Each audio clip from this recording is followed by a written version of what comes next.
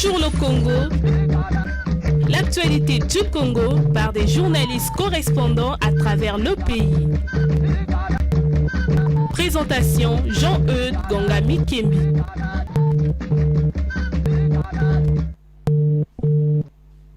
Chers auditeurs, bonjour et merci de votre fidélité à cette émission qui a connu une petite pause. Question de réaménagement de la machine de production oblige pour mieux vous servir. Bonjour le Congo, ce sont les voix du Congo pour le monde. Le tour des correspondants à travers le Congo pour l'actualité et les infos des villes et départements de notre pays.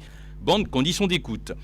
La ville d'Epena, dans le département de la Likuala, au nord du Congo, a été la cible d'un violent vent qui a causé malheur et désolation, nous dira Serge Botonga, notre correspondant à Imfondo, qui s'est rendu à Epena pour constater les faits.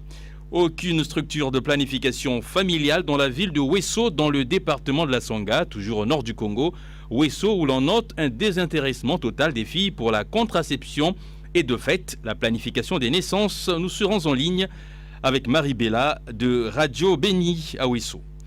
Pour commencer ce Bonjour le Congo, direction le département de la Likuala qui a vu l'une de ses localités, notamment la localité d'Epena, être secouée le 5 février dernier par un violent vent.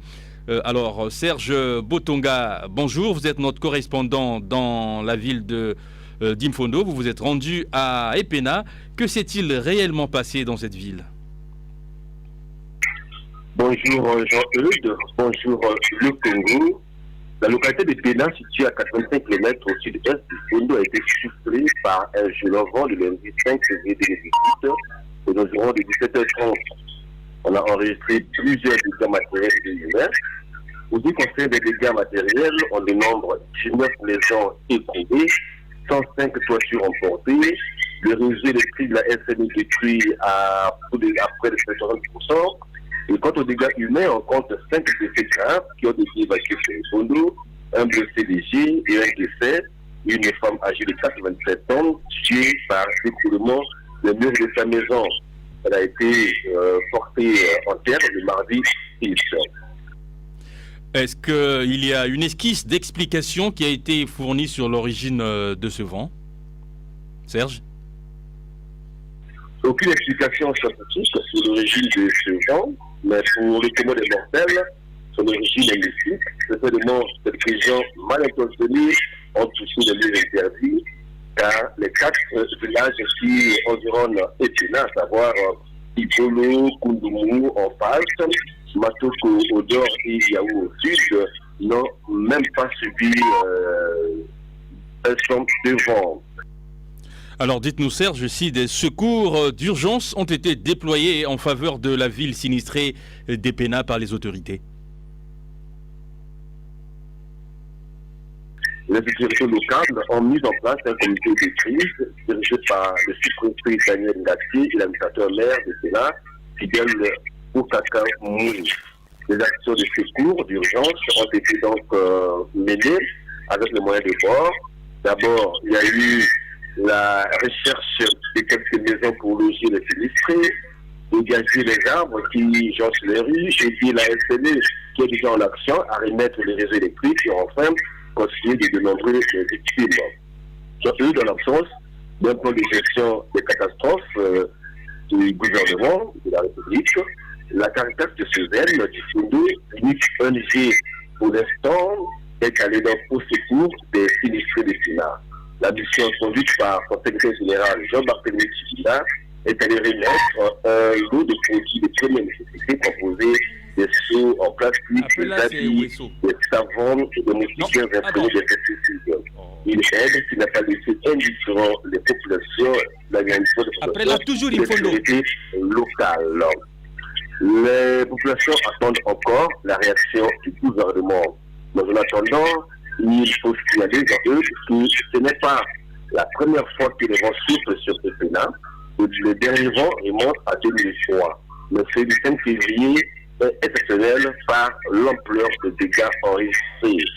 Enfin, Jean-Eudes, le Pénin manque énormément des arbres brûlés vivants aux abords de la ville. Il est donc nécessaire que les autorités y pensent et ne pas seulement attendre la journée du 6 novembre. Alors, dernière question, Serge, dites-nous quels sont les quartiers de la ville d'Epena qui ont le plus été touchés par ce vent ?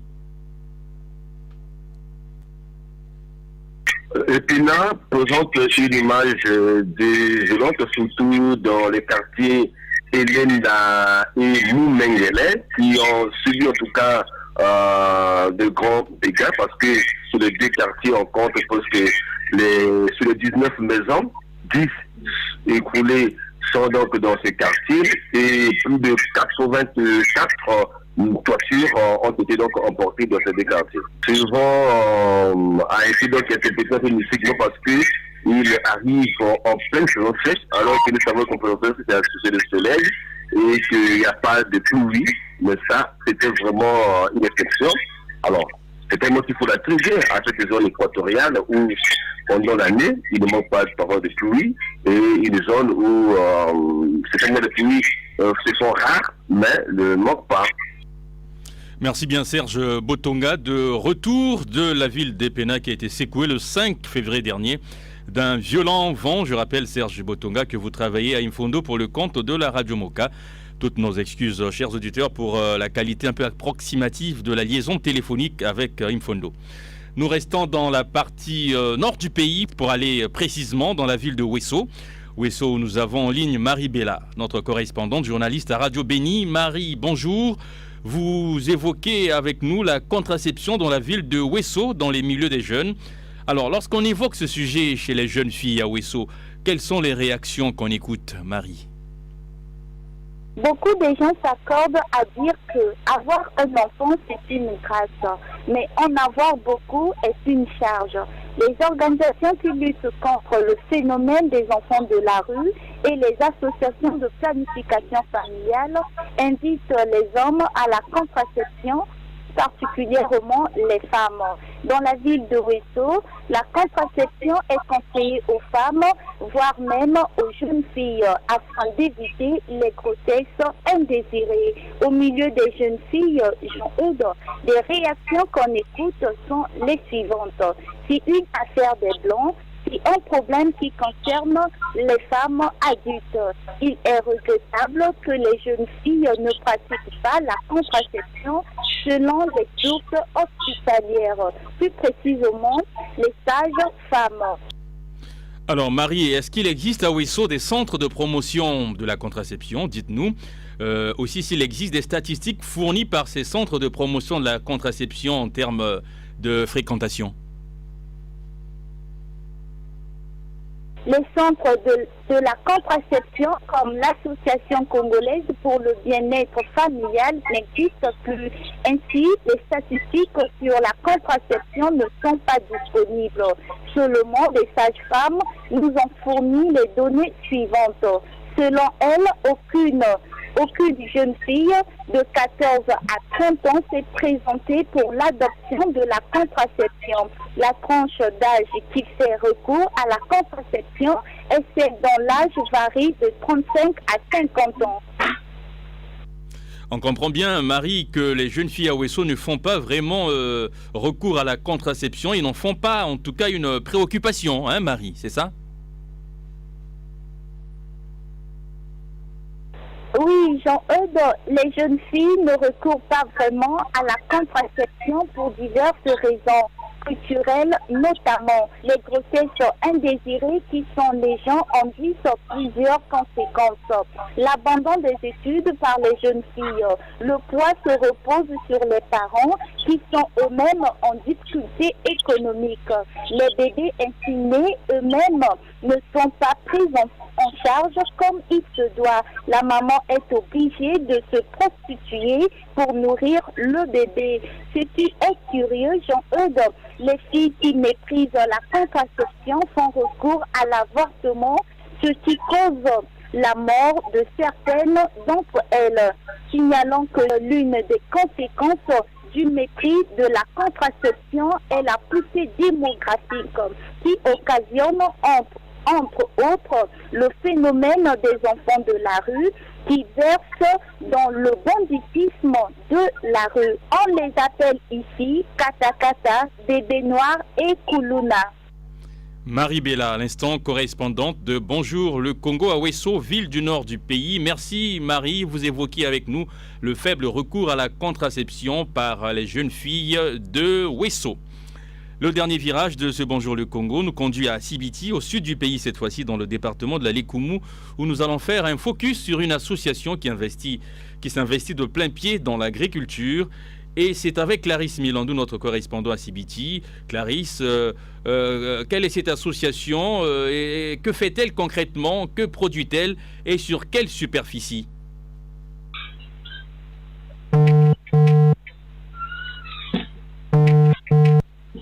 C'est une association de la jeunesse pour le développement du district de Maïgi, en sigle AJDM, basée à Ndiembo, un village situé à 28 km de Sibiti dans le district de Maïgi.